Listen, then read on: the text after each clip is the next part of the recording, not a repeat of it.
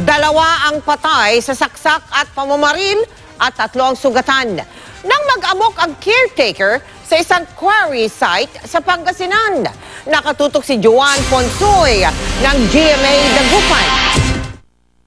Sa investigasyon ng pulisya, lasing umano ang 49 anyos na caretaker ng quarry na si Crescencio Lagua nang bigla itong magwala noong Lunes ng gabi. Sinaksak umano ng sospek ang unang biktima na si Oliver Agustin na mabutit nakatakas matapos tumalon sa ilog. Sunod namang pinagbalingan ng sospek ang helper na si Liniel Joaquin. Kinaumagahan, bitbit ang homemade caliber 22. Binaril naman ng sospek ang nakasalubong na driver ng loader.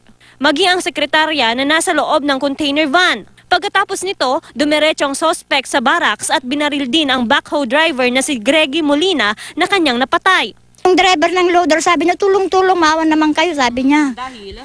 Dahil nabaril ako ni Kiting, sabi niya. Pinagkakaisahan daw ng mga biktima ang sospek dahil sa hindi umano nito pagbabayad ng 100 pisong kontribusyon sa pagkain. Mayroong hindi pagkakaintindihan itong mga sospek natin at saka mga biktima natin.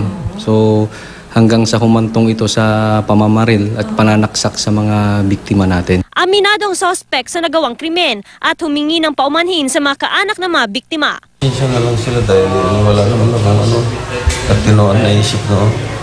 Yung pamangkin ko, grabe madam talaga, wala na, hindi na may babalik yung ano niya, yung buhay niya, hindi pwede madam. Kahit lumuot siya ng dugo madam. Joan Punsoy, nakatutok, 24 oras.